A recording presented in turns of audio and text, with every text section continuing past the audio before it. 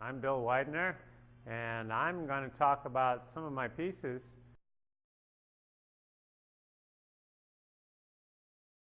The title is Edge of Evolution, and that's something I've been, evolution and things like that, I've been thinking about a lot. And I do actually believe that my paintings are becoming much and more all the time about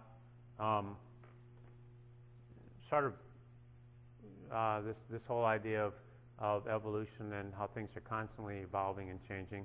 In fact, I think the working process itself is constantly changing for me in this piece. They start off completely abstractly, where you cannot recognize any forms at all, and then things begin to emerge, and I sort of let them emerge. But sometimes I resist for quite a while from anything emerging, because I just want to make sure that all the relationships of all the forms, whether or not you can recognize them or not, is set up in a way that I find a good balance, a good aesthetically pleasing relationship of forms.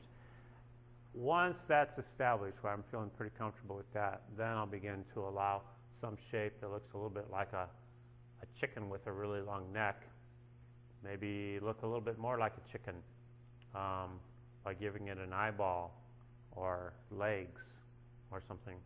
But one of the ways in which I have the most fun in these is when it's just the freedom that this allows me. It's not predetermined form. It's form that comes out of this and this process of working, and I especially enjoy it the way that one form, the edge of one form, is also shared by the edge of another form. There's basically no negative space in these, or extremely little negative space. It's all positive form, butted right up against one form, right up against another. And I think that's what these are about, or at least that's what I believe makes them unique and original, is the sharing of edges, and how sometimes the form of one item is actually not just one thing, one animal or one human or whatever you're seeing in here. It's not just one thing. It sometimes represents more than one thing if you look at it. Not so much in this one, but I think in another one I'm going to talk about in a little while. You see that a lot.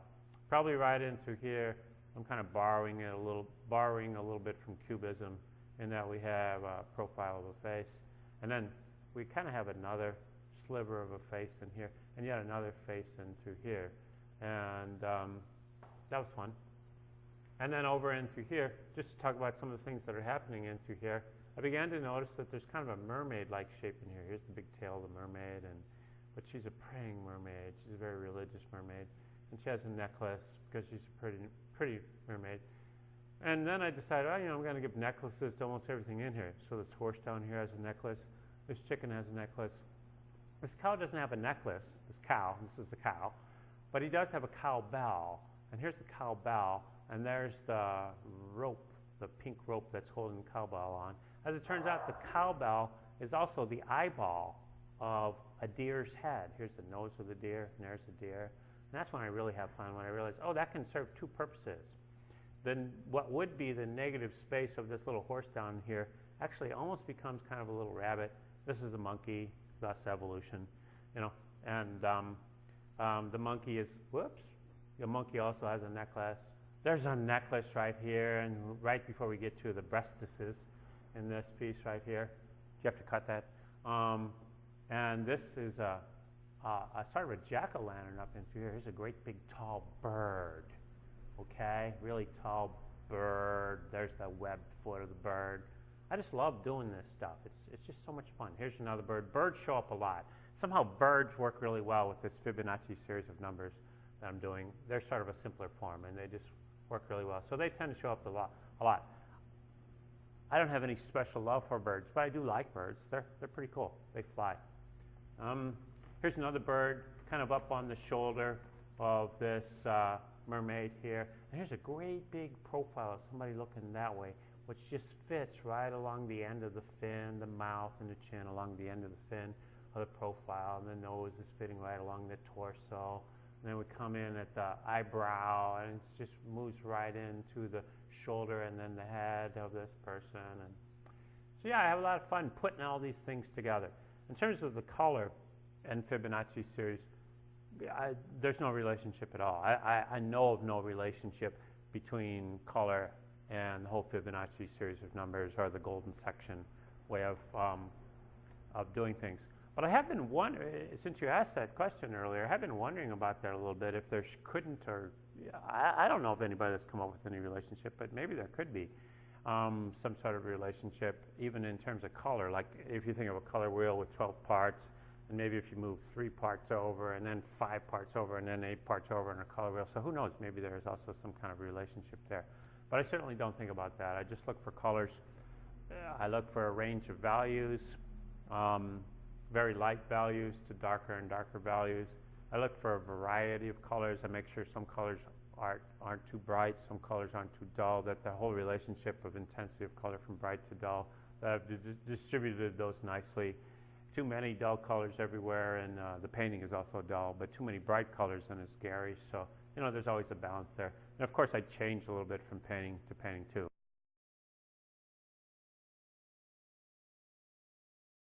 You know, I really don't know where these tiles come from, but in this one, if you take a look at this boundary out here, it was the last painting that I've done in this Fibonacci series, where especially where I've been painting acrylic on illustration board, which is what these are, where I decided to respect the outermost edges. This is also Fibonacci. In other words, this length fits into this length. This is 1, and this is 1.618. Or it fits into it 1.618 times. But after we got to this one, then I decided to start expanding beyond to the outside of this edges, these boundaries right here. So this is the last of the captive, meaning all the imagery in there has been held captive within these 4 boundaries. And also it relates a little bit to, like, there's a whole lot of verticals in this piece. You can probably see suggestions of some imagery. But there's a lot of verticals that kind of remind you a little bit of bars. So captive, as if they're behind bars. They're being held prison almost. Then beyond that, once again, a lot of fun. Less eyeballs in this one. As soon as you put an eyeball on a form, it then becomes, you know, a living form rather than just an abstract form. And I did on some of them. I put the eyeball in. And on other ones, I didn't. One of the places I had the most fun, though, was right down into here, where it's actually kind of like a football player. It's a quarterback, and he's bending over, and he's got his arms down here. He's ready to say hi to grab the football from the center, who's not in there, by the way. So he ends up grabbing the football from the tail of this bird, who's got the neck and head bent all backwards, looking way back like this. So I had some fun with that. But yeah, I guess it's probably more fun for the viewer to just find stuff in there rather than for me to spoil it and show them where everything is. Okay, so I have about 6 pieces in this show for Final Fridays, along with Stuart's pieces, who I'm real pleased to show with, Stuart Holland Stuart. And this is the last piece I'm going to talk about of the 6. And I guess what I want to say about this one's called Drilled, but before I get into the title and all that, is this kind of shows you where that last one I talked about was the last of the captive, and in this one I'm starting to expand out of the boundaries. I'm preserving them somewhat, like down and through here, still preserving the boundaries, but I'm starting to shoot out from the boundaries. And so I'm also painting this area out here. This isn't a mat, as someone mistakenly thought. That's becoming part of the piece. And then in the first piece I talked about, I totally ignored the boundaries altogether. But I may go back to it. I may decide to, in the next piece I do, go back to kind of showing at least somewhat of the boundaries again. I don't know. You know, I'll let happen what happens. So in this piece, Drilled, I'll talk a little bit about the title.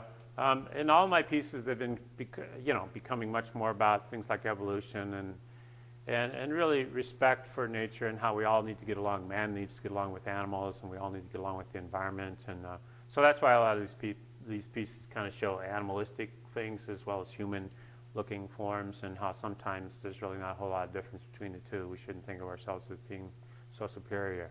If we were so superior, then how come we screwed everything up in terms of nature? So yeah, these are somewhat about that. Drilled, what does drilled mean? Well, as we all remember, it wasn't too long ago that thanks to a disaster down in the Gulf of Mexico, from drilling, so it refers to that. It was drilling. It got drilled, and then it all went haywire. And then we all got drilled with commercial after commercial after commercial drilling us through the head. BP trying to convince us that, we're doing everything we can possibly do to take care of the environment, blah, blah, blah. If they had to spend half the money on cleaning up the mess that they spent on trying to convince us that they were cleaning up the mess, then maybe the mess would have been cleaned up a whole lot better. So that's me being political, and my work always has a little bit of that in it. You can't really see much of that in here at all, quite frankly. So the title, that helps out. And me, I'm talking about it right now. I'm taking advantage of this situation. There's a lot of cool colors in here, and it's a dog-eat-dog world, so sometimes one bird, this is a bird on its side, and it's eating the mouth of something else. This is actually a shrimp right here, but that's the mouth of the shrimp, and the bird's eating it. Those poor shrimp. Remember the oil on the shrimp? That was gross. I thought it was gross. And sometimes I like to be a little bit sexy in some of my pieces. So if you were wondering if they were sexy, I'm glad you were, because they're supposed to be. And that seems like a really good place to stop.